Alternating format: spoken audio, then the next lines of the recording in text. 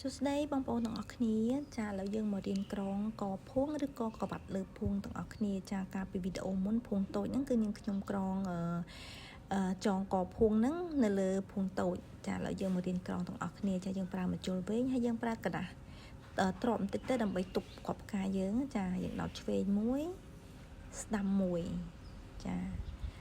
យើងដោតតាមស្លាយទេដូចថាផ្កាមួយគ្រាប់ហ្នឹងវាមាន5ស្លាយអញ្ចឹងយើងដោតតាមមួយស្លាយទេ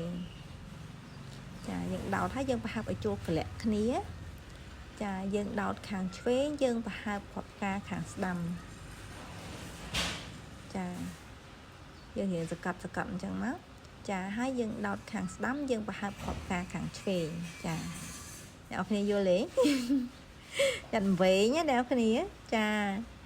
អញ្ចឹងអ្នកនរគ្នាមើលរូបអាចនឹងយល់ជាងនាងខ្ញុំធ្វើវីដេអូនេះយឺតឲ្យបងប្អូនទាំងអស់គ្នាងាយស្រួលក្នុងការមើលឲ្យយល់ចាសម្រាប់ម៉ូតនេះដែរគឺជាប្រភេទក្រងដែលងាយជាងគេសម្រាប់អ្នករៀនក្រងដំបូងចាអ្នកដែលគាត់រៀនចេះហើយគាត់ក្រងប្រភេទគុំប្រភេទអីហើយចាឥឡូវនេះយើងថ្មីថ្មោងអញ្ចឹងយើងរៀនក្រងប្រភេទនេះគឺងាយស្រួលហើយស្អាតហើយយើងអាចចងនៅលើកភួងក៏បានចងចំហៀងភួងក៏បានយើងក្រងធ្វើភួងតូចក៏បានដែរចាយើងរៀងសកាត់អញ្ចឹងបន្តិចមកចាយើងដាក់កប់ផ្កាឲ្យចូលកលាក់มันឃើញហាប់ស្អាត